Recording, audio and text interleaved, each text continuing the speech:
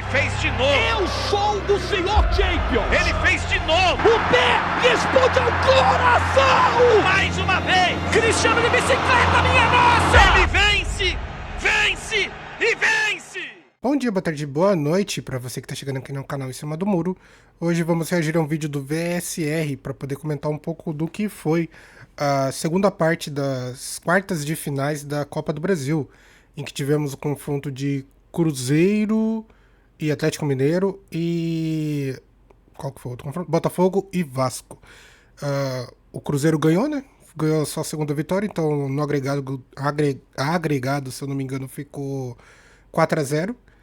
E o Vasco e Botafogo empataram 1-1, mas o Vasco conseguiu ganhar do Botafogo nos pênaltis, então o Vasco passou de fase. E eu queria comentar um pouco sobre esses resultados, mas para poder fundamentar um pouquinho melhor, eu vou utilizar do vídeo do VSR para poder comentar um pouco em cima. Então, quem quiser acompanhar na íntegra, o vídeo do VSR vai estar obviamente na descrição, como eu sempre faço. Mas para aqueles que querem acompanhar e ver o que eu tenho a dizer sobre tudo isso, aqui está o vídeo, então vamos embora. Fala galera, ligado aqui no canal do VSR, chegando para mais um vídeo. Tema do vídeo de agora: Cruzeiro seria bem favorito ao título da Copa do Brasil se ela fosse decidida agora. E daqui a 90 dias? É o tema do vídeo de agora, depois da vinheta.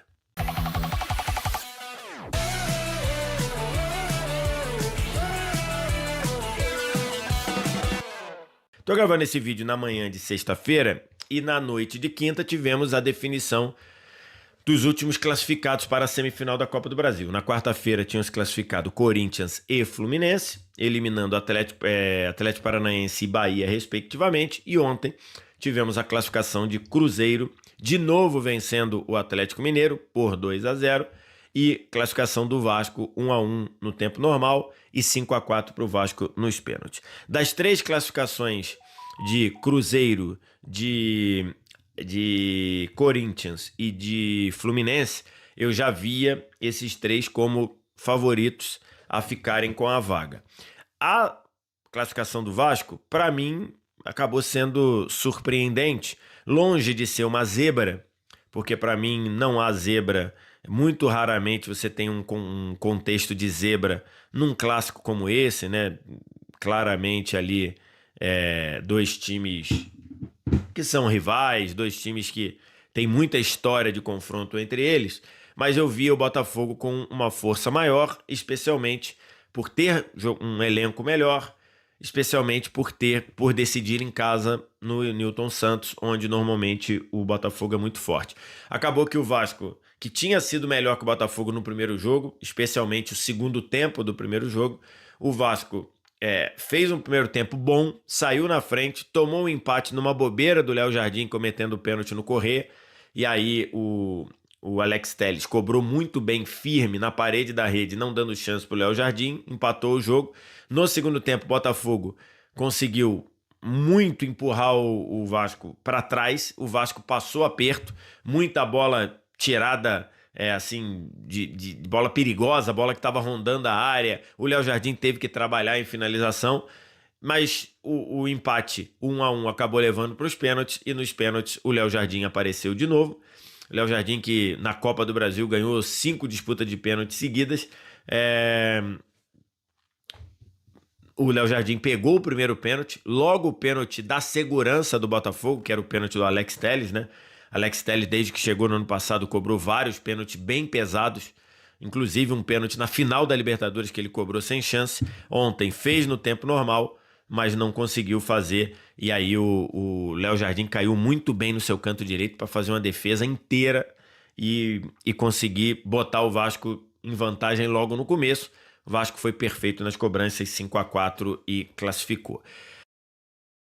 Cara, uma coisa que eu queria comentar sobre esse jogo de Botafogo e Vasco é que eu assisti o primeiro tempo, não assisti o segundo tempo por motivos pessoais, mas o primeiro tempo eu assisti e até que gostei um pouco da postura do Vasco, que estava jogando literalmente no contra-ataque, apesar de que em certo momento o Botafogo que acaba agindo dessa forma de contra-ataque, tanto que o pênalti sai assim.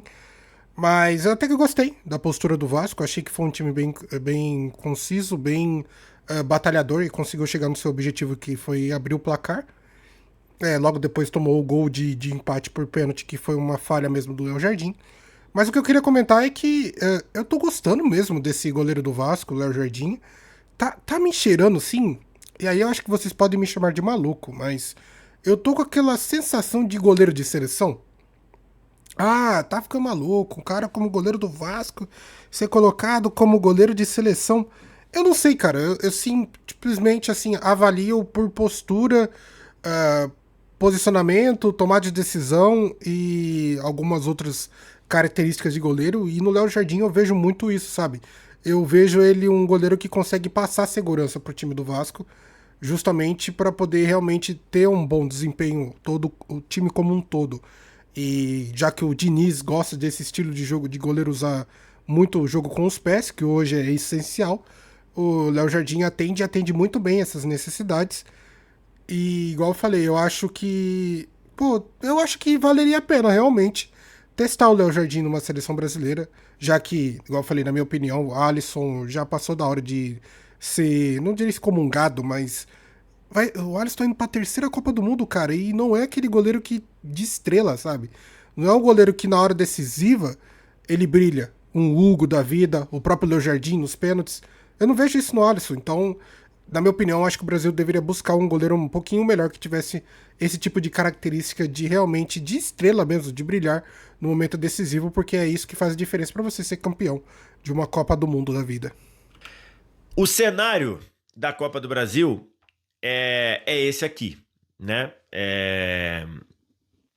De um lado, Corinthians e Cruzeiro, do outro, Vasco e Fluminense.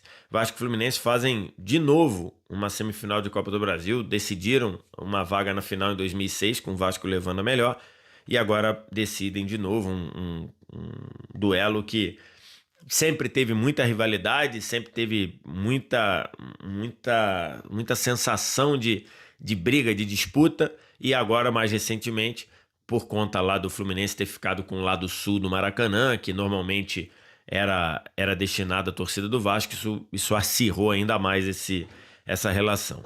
Antes que o VSR prossiga um pouco para falar um pouco do Cruzeiro, eu queria comentar sobre os confrontos que foram passados para frente, né?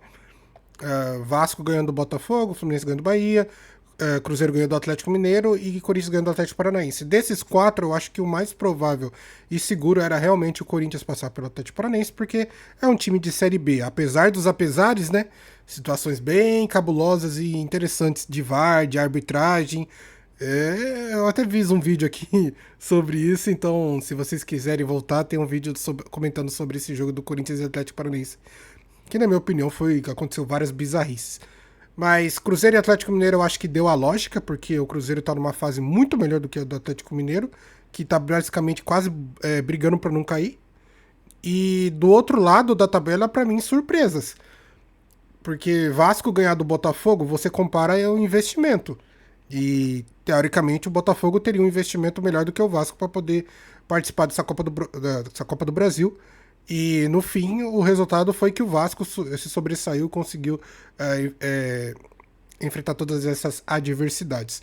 E, do outro lado, o Fluminense também ganhando do Bahia, porque, em quesito de investimento, o Bahia tem o Grupo City por trás, que investiu muito mais no futebol do que o Fluminense, mas parece que esse investimento não foi o suficiente para se sobressair no futebol, já que o Fluminense ganhou do Bahia e causou um transtorno gigantesco. Óbvio, a gente viu também nas entrevistas que o Rogério Ceni deu, e eu vejo muito torcedor do Bahia também revoltado com tudo isso. Mas o ponto para mim é falar da capacidade que o Cruzeiro tem neste momento, né? Ontem, o Atlético Mineiro precisava ganhar por 2 gols para forçar pênalti, e na verdade quem venceu de novo por 2 gols de diferença foi o Cruzeiro. E me chamou muita atenção, porque se você pega aqui essas estatísticas, o Flash Score preparou essas estatísticas aqui, você vê o Cruzeiro 27% de posse de bola. 27%. Mas, e aí finalizações 11 para cada lado. O Cruzeiro finalizou 6 no alvo, mandou 2 na rede, mas 6 no alvo. E chances claras, 4 do Cruzeiro, 1 do Atlético Mineiro. Isso daí diz muito de como o Cruzeiro do Leonardo Jardim está organizado, né? É um Cruzeiro que é muito eficiente sem bola. O Cruzeiro que não tem problema em não ter a bola. Ontem a bola ficou, a cada 4 minutos, a bola ficou 3 com o Atlético, arredondando, né? 73%, arredonda para 75%. A cada 4 minutos jogados, 3 a bola ficou com o Atlético. E o Atlético praticamente não conseguiu criar nada. O Atlético foi ter chance de perigo mesmo, num chute desviado do Hulk, que bateu na cabeça, acho que do Fabrício Bruno, e morreu lá no travessão e tiraria o Cássio da jogada. Basicamente isso. No primeiro tempo, o Atlético foi finalizar com algum perigo, já quase aos 40, numa batida do Igor Gomes pela esquerda, que o Cássio defendeu no meio do gol. Então, assim, tá muito claro que o time do Cruzeiro é um time muito difícil de ser superado. Muito difícil de ser batido. Cara, o VSR disse que talvez o Cruzeiro seja um time muito difícil de ser batido, muito difícil de ser superado. Eu vejo o contrário. Eu vejo, na verdade, um time, assim, que acaba sendo mais fácil de ser superado, já que ele não gosta de jogar com a bola. Pô, uma estatística de 27% contra 73% é algo inimaginável. O problema é qual é a qualidade do time adversário que você está jogando. Porque já que o Cruzeiro não gosta de manter muita posse de bola, você dá a oportunidade, obviamente, para outro time criar oportunidades. Mas a diferença é que o Cruzeiro é muito mais decisivo que qualquer outro time do Brasileirão.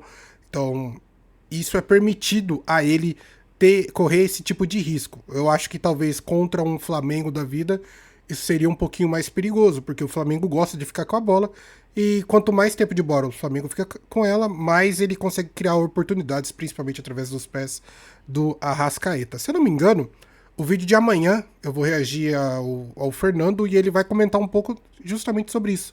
Sobre o fato do Cruzeiro não gostar de ficar muito com a posse da bola, mas ser tão decisivo e incisivo na parte de conclusão, que é o que interessa, né?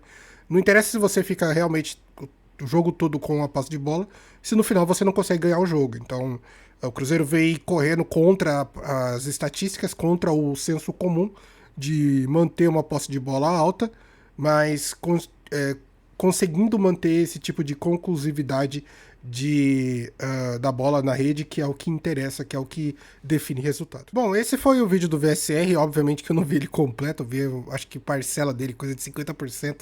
Então, se você tá afim de ver o vídeo completo, clica aí na descrição que vai te jogar direto ou no canal do VSR, ou mesmo no vídeo completo dele. Eu acho que já consegui extrair mais ou menos as informações que eu gostaria de comentar, que era sobre a vitória do Vasco, que para mim foi surpreendente em cima do Botafogo, e a vitória do Cruzeiro em cima do Atlético Mineiro. Aí, provavelmente, o VSR vai acrescentar algumas informações referente a táticas de jogo, o que um poderia fazer diferente que o outro não fez. Igual, na minha opinião, referente a Cruzeiro e Atlético Mineiro, tinha um fator bem interessante, que era o fator São Paulo, que poderia demonstrar algo totalmente diferente nesse jogo, porém o resultado foi o mesmo, o resultado foi igual, então talvez o tempo que o São Paulo chegou no Atlético Mineiro não fosse suficiente para ele fazer alguma grande diferença, ou talvez o São Paulo não consiga mais fazer o que ele fazia antes, que era chegar e surpreender todo mundo. Então, acho que é um trabalho a se observar e analisar para ver o que vai acontecer.